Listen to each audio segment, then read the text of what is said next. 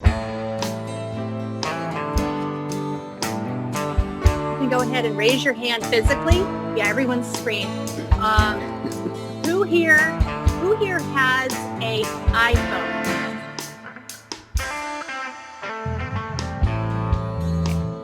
So that's the majority. So raise your hand if you have a Samsung.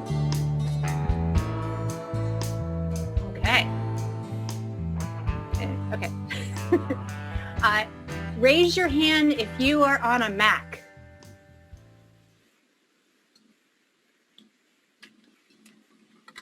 If you use a Mac. Okay. And raise your hand if you're on a PC.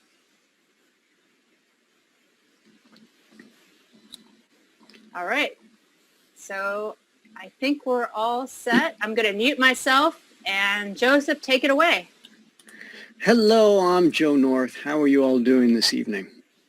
First of all, the thing that I do want to reiterate is that I am indeed no expert. It is true, I've been writing songs for a long time, mostly on paper, and then recording on tape. In the mid-90s, I got my first digital recorder, and it was not very good. But we are at a very different place now in time, particularly in terms of what tools are available to us to make the work easier. And the work being catching the inspiration, capturing it when it happens, wherever we might be, and then finding inspiration out of nothing. And then third, having some tools that aid us in our composition. That's what I consider to be the primary workflow. We're not going to be talking about studio production or formal recording or anything like that today. We're talking about the few inexpensive tools that are available to us right now, free or nearly free, that just help us do the initial work of building a song, capturing the raw materials, assembling them, and turning it into something that's good. So that is my workflow. It's a 1, 2, 3 workflow. I do have a number 4 here, which is the bonus round. So if I don't talk too much, we might get to the bonus round, and there might be something interesting there. Who's to say? Step 1 is catching lightning in a bottle. And what am I talking about? Well, you know, walking down the street, and all of a sudden you have a song in your head. I hope I remember that until I get home, and then I can record it on my big reel-to-reel that I have to find. No. We all have one of these guys with us, so we might as well use it. Now I know that on if you're using an iPhone, you have a voice recorder that is pretty good, but it doesn't give you a lot of options. My primary phone is a Samsung phone, an Android phone, and so I use a recorder in Android that I am very, very fond of. Let me show it to you.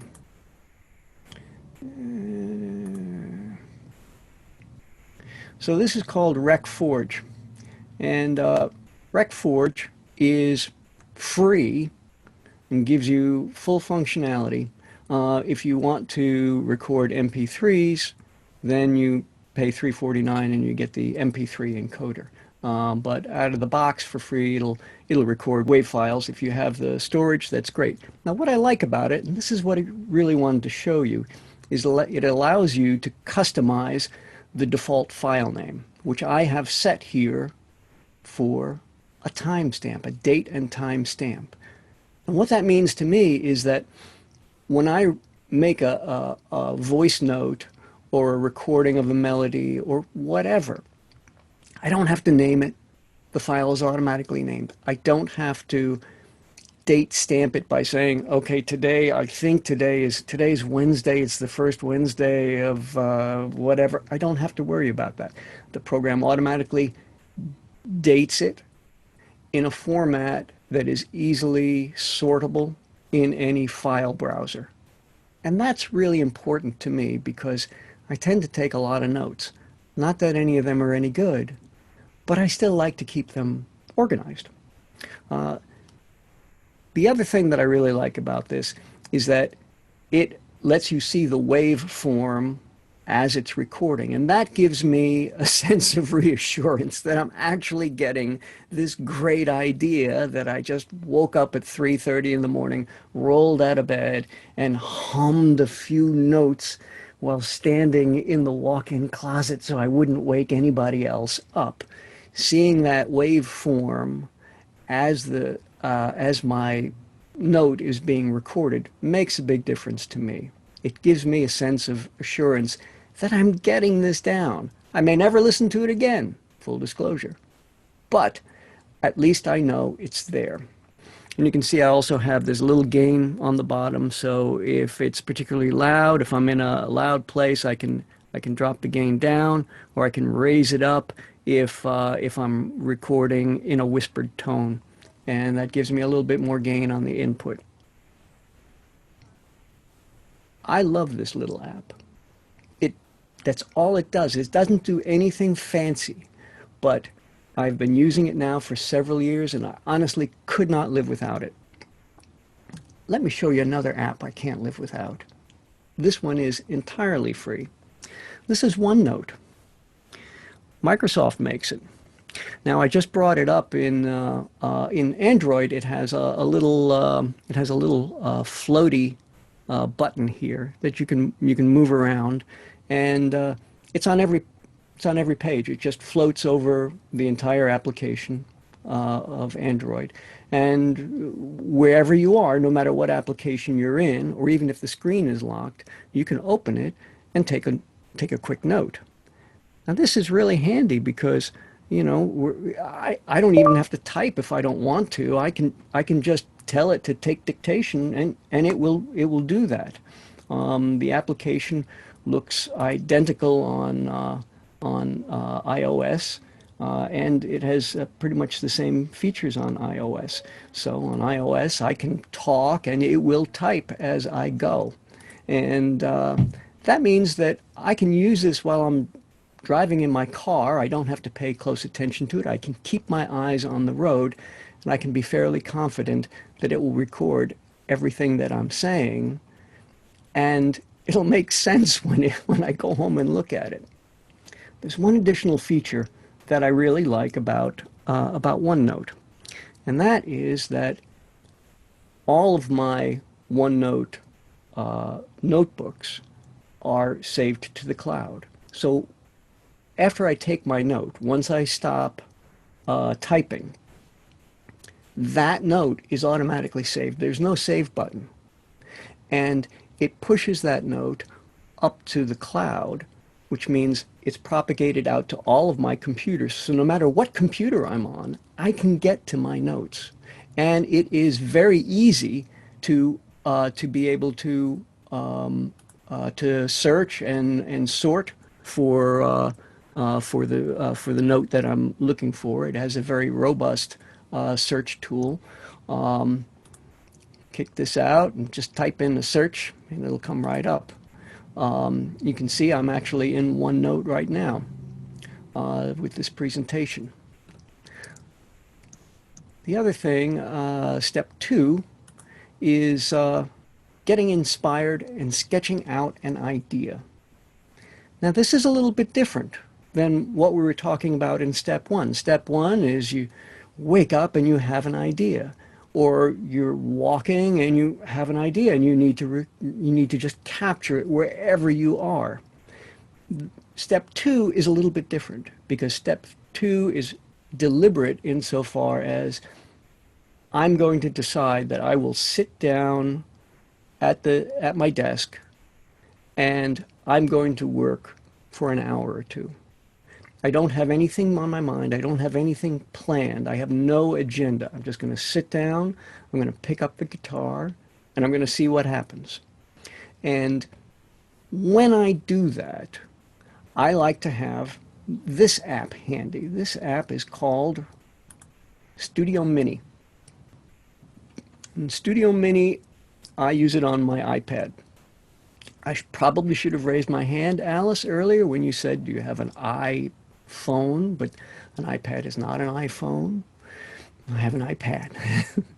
And I love this app because it takes me back to the old 4-track Tascam days, you know?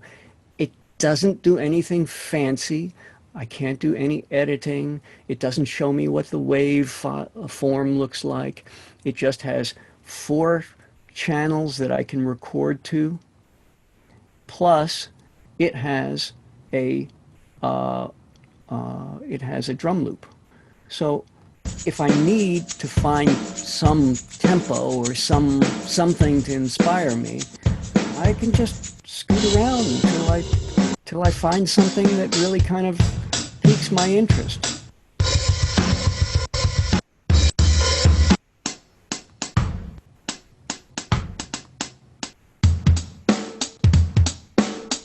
Oh, I'm going to use that one. And if I want to record a channel, I just arm the channel, and hit record.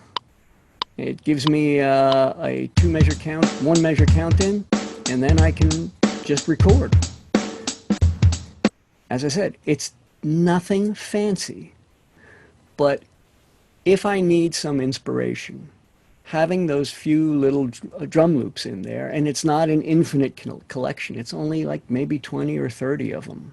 And you can't even change it. You have a few set tempos, and that's all it is. But it's just enough to get the juices flowing when I am sitting down, poised to do work. So that's the first thing I really like about this program. The second thing that I love about this app is that there are times when I'm working on a song and I have an idea for a harmony or for a solo. But if I'm using Recforge, Recforge only has 1 channel. So it's not really a multi-track. And the truth is that I have yet to find a halfway decent multi-track in Android. But this little Studio Mini app is just fantastic because I can go ahead and deliberately lay down a pretty good guitar track and then go back and record my lead vocal over it, and then go back and record a harmony over it, and then go back and record a little solo in the middle. And it's nothing that I'm going to use in the studio for production, but it helps me to formalize what I'm hearing in my head and get it down in a way that I can be reminded of what I was thinking about when the germ of the song first presented itself. So this for me is great. If you feel like you need something bigger, Studio Mini also makes a Studio Mini XL, which is 8 channels instead of 4. Well, that's way too many. I get confused after 4. 4 is plenty for me. If I want something bigger, I have Pro Tools. I can do something fancy in Pro Tools. But the idea of this is that this is it. I don't need external mic. I can plug my headphones in here, and I can play the drum loop and record against that, and it's fantastic. Compositional aids are little apps that I have found that I just rely on when I'm sitting down and writing a song out. I'm not really good with music theory. I've forgotten my circle of fifths. Most of my songs, if you've heard them, they're mostly cowboy songs, man. There's nothing fancy. I just want to go ahead and let you know up front, full disclosure. That's what it is. So when I'm writing a song and I'm dealing with a chord shape that I don't know what it is, but man, it sounds like what really needs to be here. I like to use this reverse chord finder, and I know that iOS has these as well. I love it because this is a chord I play all the time. There it is. That's also the first chord in Sugar Mountain, for all you trivia buffs. So this gives me a way that I can document and actually name the chord that I'm playing. It makes it a little bit easier to find it on the piano, and I'm very fond of using that.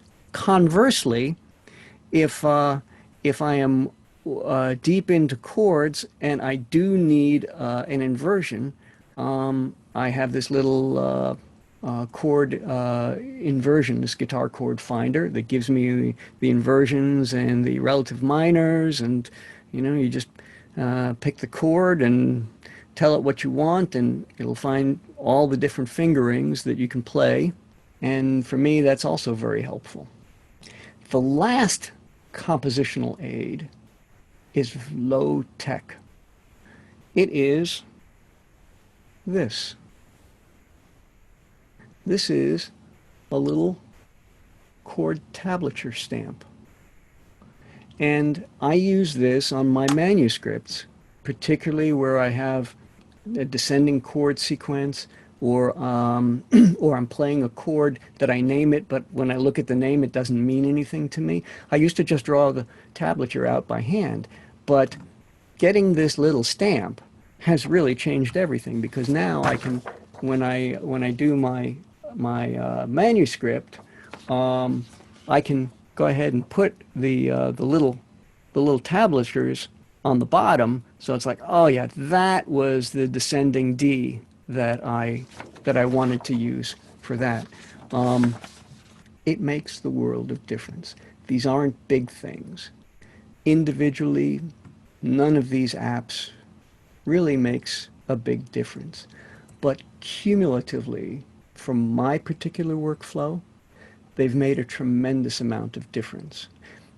They have eliminated for me a lot of the causes of resistance that in the past have kept me from sitting down and pursuing the completion of a song. Having these little tools available has made it a far more joyful experience for me to be able to feel like, yeah, I'm going to sit down and I'm going to work on that next, because I've got my notes, I've got my tools. If I need a drum beat, I've got a drum beat, and I don't have to start up Pro Tools and then find something in MIDI. I don't have to do any of that. I just start up Studio Mini and go. And anything that I can do to eliminate the resistance inside of me that gets in the way of finishing work and having closure on a song, anything I can do, any little trick, any little app that helps me to push that resistance out of the way, that is money well spent. And in this case, it ain't a lot of money. It's just not. That's just about it. We did make it to the bonus round. So I want to talk about just a couple more things. We doing okay, Alice? Okay, 4 thumbs up. I like that. So I want to talk about the metronome. You would think that that's kind of an old school thing, and I did too, until I heard one of my guitar heroes mention, oh yeah, I practice scales all the time with a metronome. And I thought, wait a minute, I practice scales every day. I never use a metronome. I don't know if this is good or not. I need to find out. And what I discovered was that it really makes a big difference. And what's best about it is it's completely free. Now, iOS and Android, you'll find hundreds of metronomes. As my grandmother would say, as she was taking me into Alexander's to buy a new shirt, pick out something nice you like. And so I offer that to you. The last thing I want to talk about is curation. You may have been thinking, gosh, Joe, you've got all of these little tools for collecting stuff. How do you keep it organized? Well, the truth is that most of what I do teeters on the brink of entropy. So I have to be very deliberate in curation of my notes and my ideas, because it gets out of hand very quickly. And so it's kind of an ebb and flow. I'll collect ideas and then I'll curate them. I'll listen to them and I'll put them in the right folders. There are two tools that I find indispensable for that. The first is Microsoft OneDrive. OneDrive is available on every platform, and you get 5 gigabytes of cloud storage free. Now, if you do Pro Tools, 5 gigabytes, not a lot. But if you're using it just for notes, OneNote notes, or MP3 notes, it could last a very long time. You could go quite far with Microsoft OneDrive, a free account that gives you 5 gigabytes of space. Here's one thing that you should consider. Dana and I use OneDrive for our studio work. I have a full account for OneDrive. The home account is 5 Microsoft accounts. Each Microsoft account gets 1 terabyte of space. That's about $100 a month total for that, for 5 terabytes. So I have one account, that Microsoft account, that is dedicated to just my music stuff.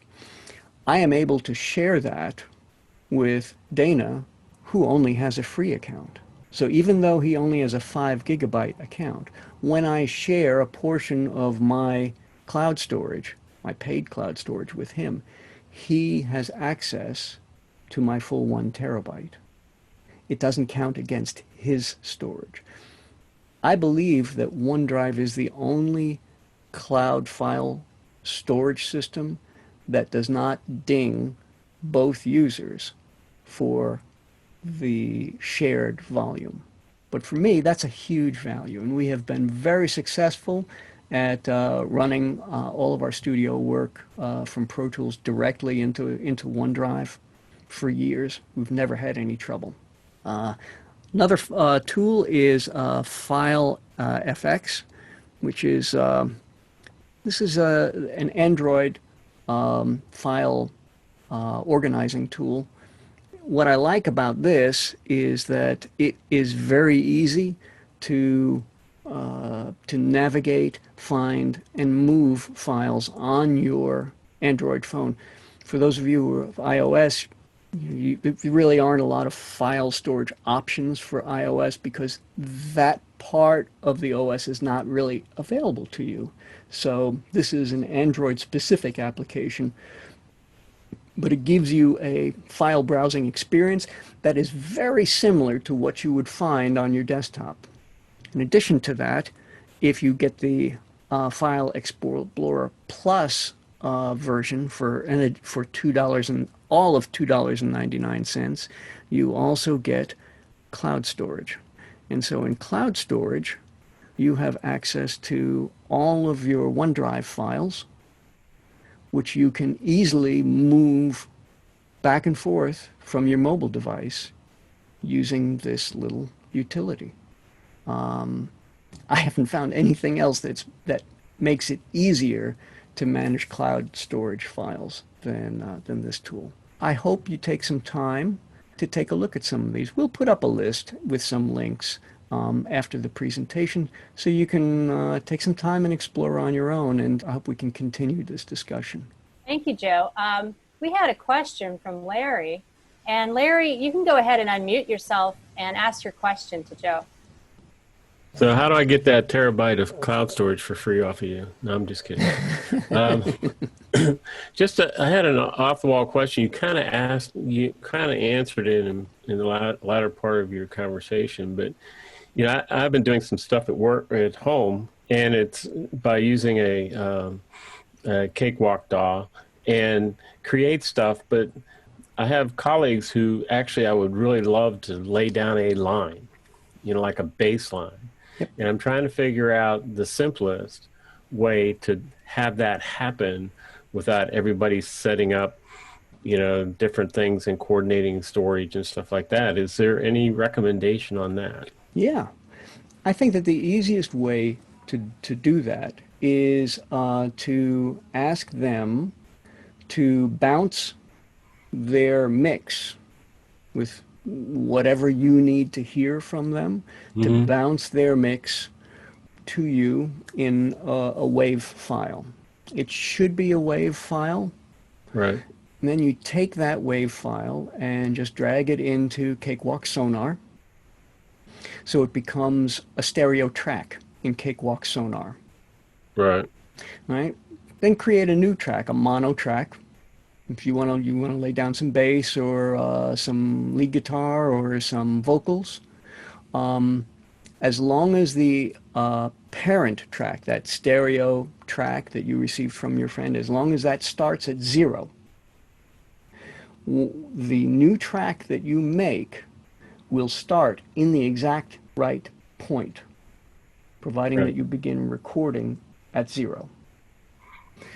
When you do that, you can, once you're done and you're satisfied with the results, you listen to those two together and the mix is good and the timing is good and the recording is good, you can bounce just that one track, bounce it back to them as a mono WAV file. You can put it up in the cloud and send them the link and they can download it, and then they just drop it into their DAW. Doesn't matter what DAW it is, it will work. Yeah, for me though, it's they don't have a DAW, but they have a really nice bass guitar. And I want to send a tune to them and then see if they can record the one line, and they don't have that. And then send it back to me so I can dump it into mine. Well, that's a different thing altogether. Larry, can I jump in, Larry? What kind of recording system do they have? They don't. Okay. I mean, basically, I'm just trying to catch like a bass line. No, I get it. Yeah. And so they could create whatever they did it. I mean, I've done it before where somebody sent me they played a guitar chord loop and then threw in a lead guitar to it, and then I dumped it in, like you said, Joe, into Cakewalk, and then added a couple more guitars and fooled around with his little stereo part and created a song out of the deal, which turned out pretty well. But this is kind of like the other way around, where I've got a song that's working and I need a bass line for it, but short of having this fella come out and giving him a really long cord to plug into his bass guitar out in the driveway while I try to capture it. Yeah. I just didn't know if there was a way to do that. What kind of phone does he have? A bad one. My suggestion is that you ask him to give Dana a call, and Dana can schedule some studio time and bring him in and get a good recording. Or Larry, if you want your friend to play the bass, that's fine. If you want me to play the bass, I can do that as well. Yeah, I appreciate that. I've got a studio option to do. I was just looking for something quick and dirty because I had him out. We were playing in the driveway the other day, and I had him out playing, and he was laying this bass track to a song that I had written. And it was like, oh my God, I got to write that down or get that down. And I think what's going to end up happening is that I'm going to have to lug my laptop and my interface down and just have him plug the bass into the DI and have a couple speakers so you can hear the songs coming around it, and then just lay the track on the DI. So yeah, you can do that. I've had a lot of success with doing the same kind of a thing. I've got buddies up in Connecticut. I've got guys out in LA and so forth that'll just send tracks. Most of the stuff that they send, it's just an MP3 because it's really easy to attach to an email. Right. As opposed to a WAV file, which is so large that most emails will choke and puke, But right. So we've just had a lot of fun doing this. But your buddy playing the bass really needs to have some kind of recording capability to be able to send it to you. So yeah, I was just trying to figure out the most simplest thing, but I think the most simplest thing is going to get a really long instrument cord and have him plug, the DI into the DI and play it in front of him. Because I don't want to bring him into the studio because it's all enclosed and to do it outside would work. It's just that I got to move all this crap down and outside. Dana, where is your studio? It's in Durham. I live in Durham. Okay. It's on the third floor. I'm sitting in my control room right now. It's on the third floor of my home. Okay. Yeah. So I've been working remotely with lots of different folks and so forth. So Yeah. Been doing a bunch of years. A lot of fun. Joe and I spent a lot of time go back and forth helping each other. Before this whole virus thing, he was a regular over here on Wednesday nights and some Sunday afternoons. Yeah. I'll just look, I mean, I've got a couple ways of doing it. I was just looking for one that was impractically simple. Maybe send your buddy, what's that nice little mini studio thing that you were talking about, Joe? Studio Mini. Studio Mini. Yeah. I mean, like, what is it, like, free on the phone or something like that? Have your buddy use that. Yeah, that'd be cool. He would need a better mic. He would need a better interface for it, but some kind of input, yeah, because it doesn't have a line input. No, you could get an external mic for it without too much trouble, and that would work quite well. Yeah. It's probably gonna be simpler for me to get a long instrument cord. Use what you got. I think using what you got, that's usually the best option. So how many of you use GarageBand for iPad? I've used it. I have Logic Pro on my Mac, so I've used it when I've been away, and then I bring stuff home and transfer it. Yeah. But because it's got to the facilities we've been talking about tonight in one place, and in one program, and it's I use it all. I use it all the time to get songs down, just like you've been describing, Joe. Right. And you've got 8 tracks you can play around with immediately. You don't need, as you say, you don't want to use 8 tracks, but the tracks are there if you need them. Yeah. I think it's relatively simple. Anyhow, thank you for answering my question. Sure. I think Vito has a question. Yeah, Vito. I do. Hey, this is great. Thanks for sharing. So the question was touched on just a minute ago. What kind of external mic would you recommend for an Android for capturing? Well, yeah. What kind of external mic would you recommend, and what are the sort of trade-offs between the like lapel clip mic versus the kind that goes on the camera and sort of like shotguns to somebody a little distance away? I think I'm close to, well, I know that I need something better, and I'm not quite sure what works well for singer-songwriters with, say, an acoustic guitar. That's a really great question, Vito. I have used 3 different mics on my Android phone. I've used a little Rode shotgun mic that is made for both Android and iOS. I have used a Rode lav mic and also a Shure lav mic.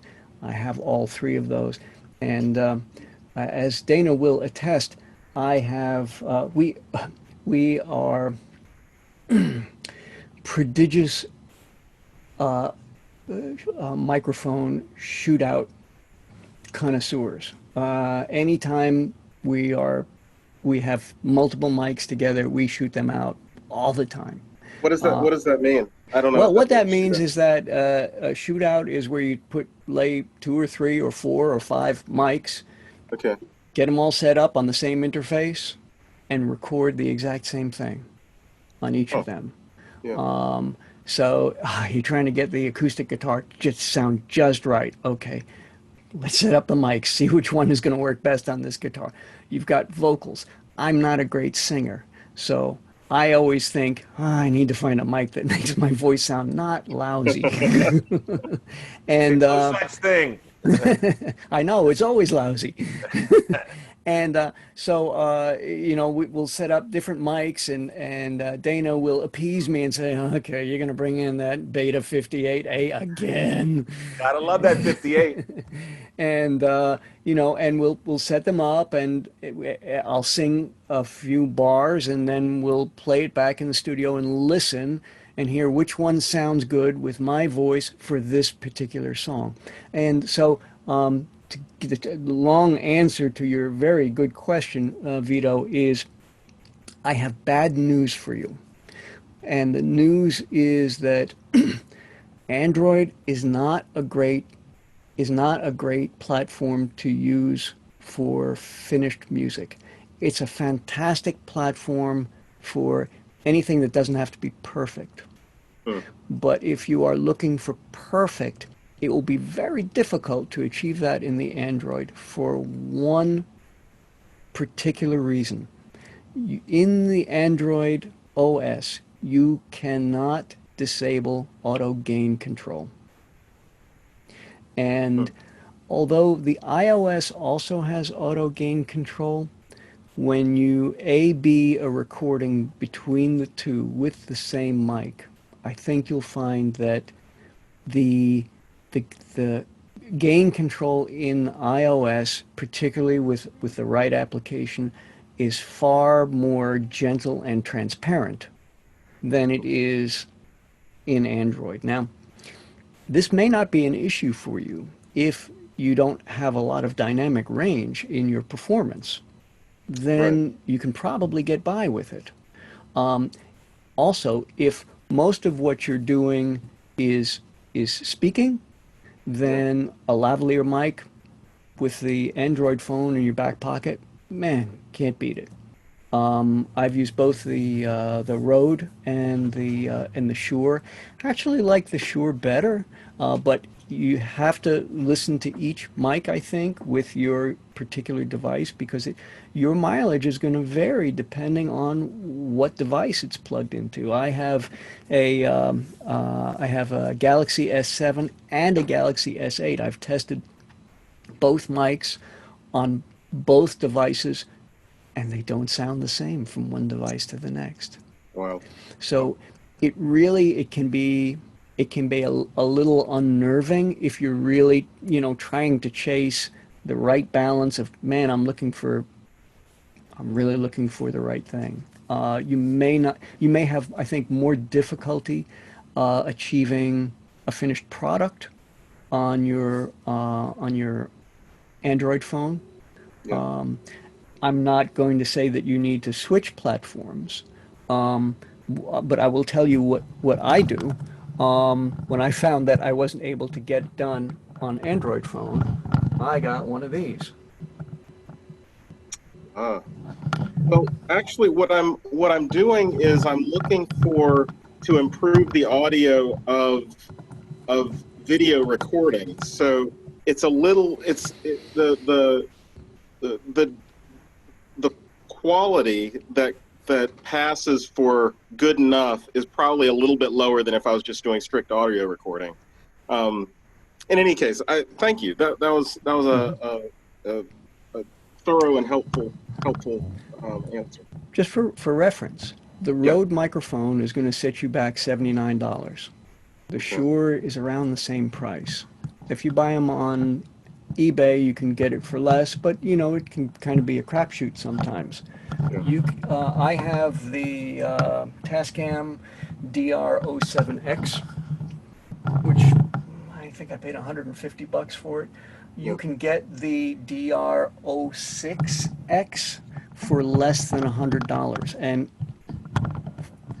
for basically $20 more than a Rode mic, you can get absolutely fantastic video sound with this. The muff is very important. Got to have that. That's going to cost you an extra $15. But for video, this fits, as you can see, it fits on a tripod. So that would be, if you were asking me for a recommendation of how to invest, where should I put the $80? Yeah, I would put it in that. Hands Can down. let me connect with you sort of afterwards. Sure. Maybe in the next day or so around some specifics. Absolutely. Thank Glad you. to help. Thank you. All right. Cool.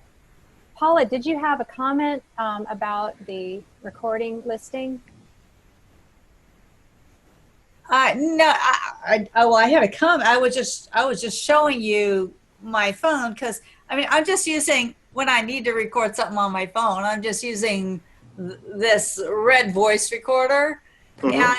And it shows me a list, and I can name everything. These are all in MP3s. These aren't in waves. But I tell you what, I've put it on the piano, and I've got some really good sound. I mean, I was just playing. You know, I think I've gotten into going into, I just don't have time to become an engineer too. So, I mean, I've actually gone into the studio and just, if I'm really going to record something, I'll go do it. But for, you know, just to remember what I'm doing, which is usually, you know, I write a lot of songs. Usually I'm just performing them. So I write them down. I write down the chords and I write down the words. And if I have a musical reference, that's good enough. Perfect. You know, Perfect. For Paula, don't change a thing. You've got it all worked out. But I wanted to ask you, you know, because I've actually gotten into some motivational speaking, and I'm working with what I have right now. And I've got all kinds of stuff. So I noticed I was a little confused about, you said something about the recording, and you were showing me, you're showing the thing with the muff on it. And that's, what is that? Is it a microphone, or is it a, what is it? That is it's called a linear recorder. It is, it's about the size of a phone, maybe more like, maybe it's about the size of a razor, of an electric razor. And what you can't see is there are two microphones underneath this. I'll include a link, but I bought this specifically because I came to the same fork in the road that our previous caller had come to, and had realized that I was simply not going to be able to get satisfactory audio in my musical video recordings. I didn't want to record the song in a DAW, Cakewalk, Pro Tools, what have you, and then lip sync to it. I wanted to record the performance, warts and all, and hopefully on a good day there wouldn't be that many warts that people would notice, you know. And the audio doesn't have to be perfect. In fact, if you do any video recording, you'll find that actually if it's recorded in mono, it's much better than if it's recorded in stereo. But having those two tracks means that if you record it in two tracks, but then when you mix it down to the final product, it's in mono, those two tracks gives you the ability to balance the vocals with the accompaniment. And so this is a very nice tool. It runs on batteries. I'm using it right now as an audio interface for my laptop, which in the spirit of full disclosure is a 7-year-old Lenovo T530 that I paid $300 for on Craigslist several years ago.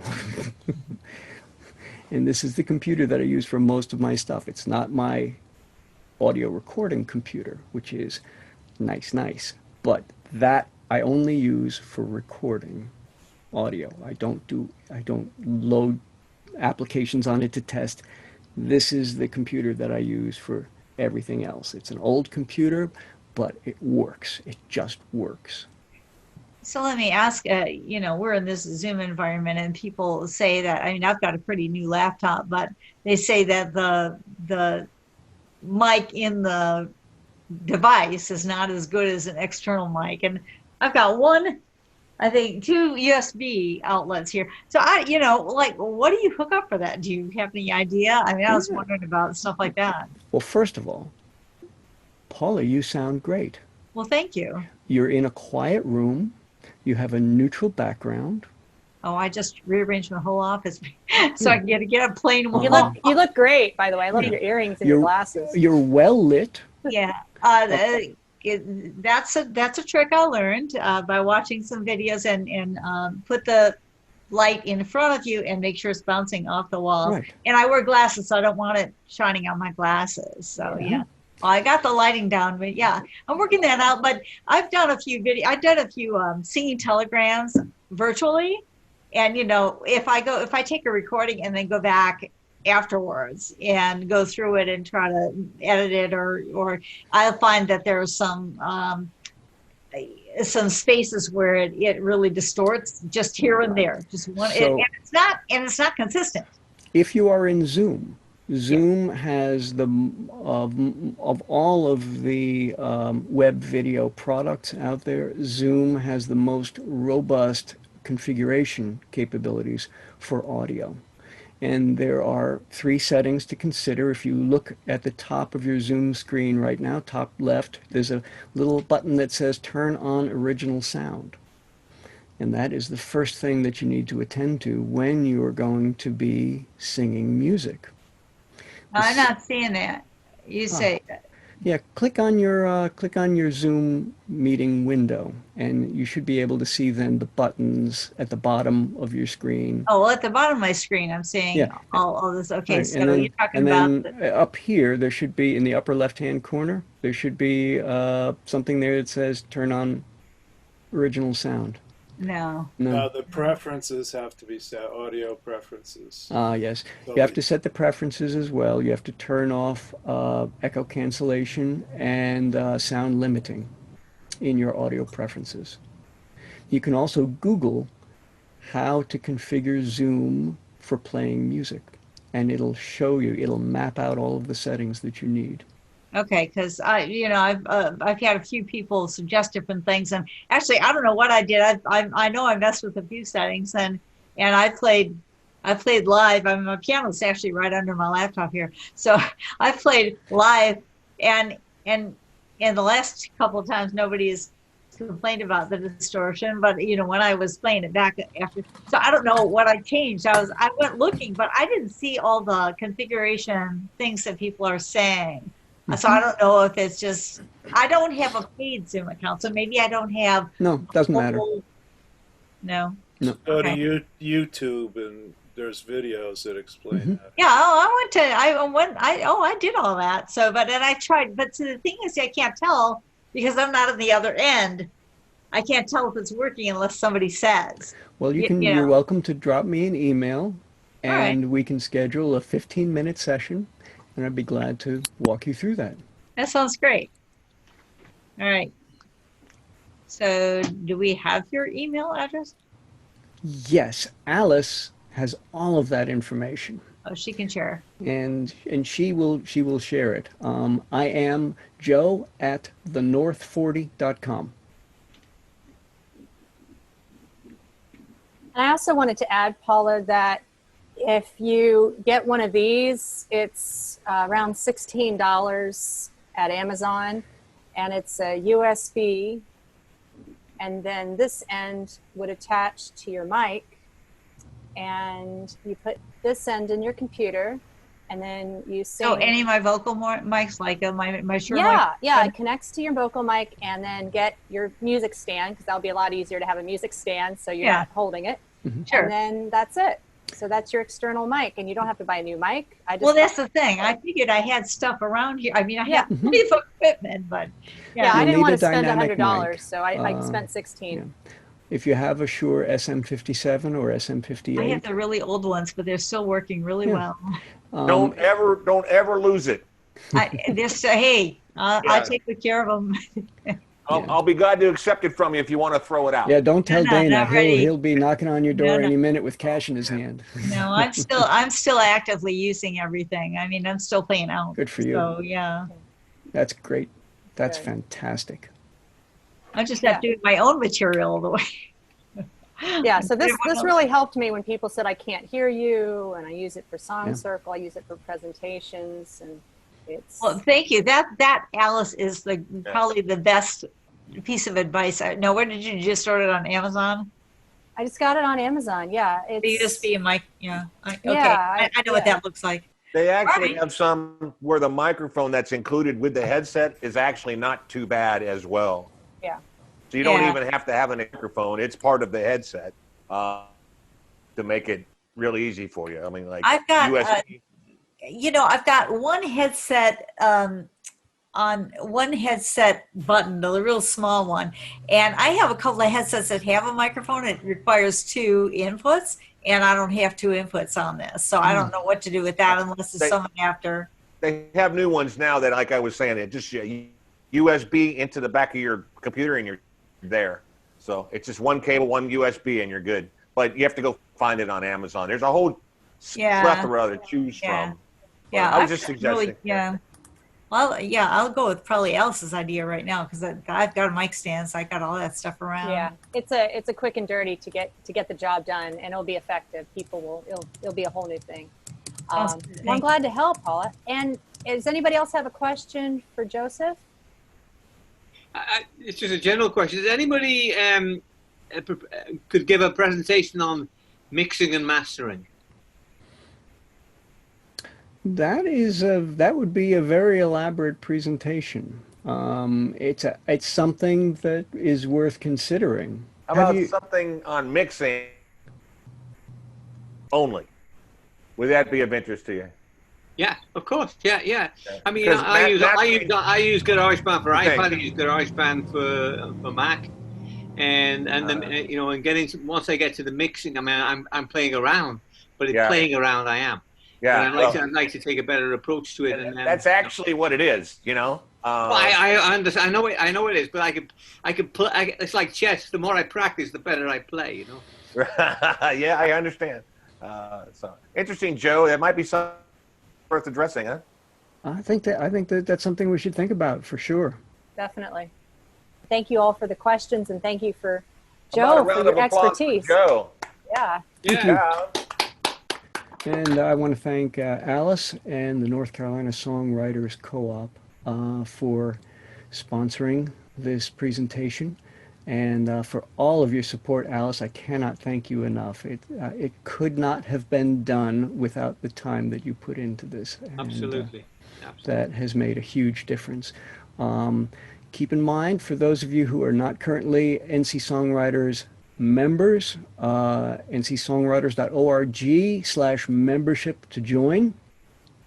If you would like to contribute to the tip jar, ncsongwriters.org/donate. That's easy to remember. And certainly visit us on Facebook, and we can continue this discussion there as well.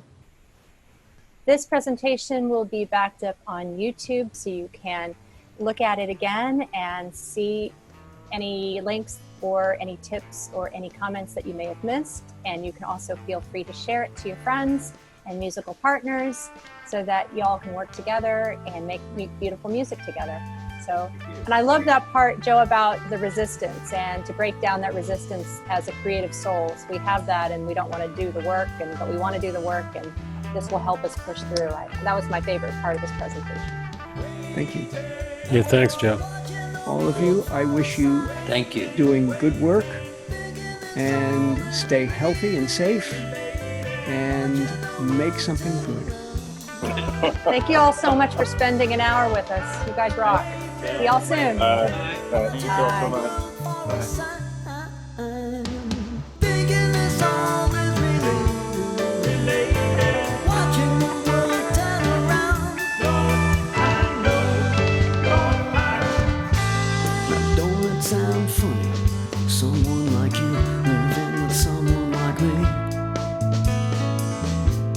It takes a lot of money to conceal the shame.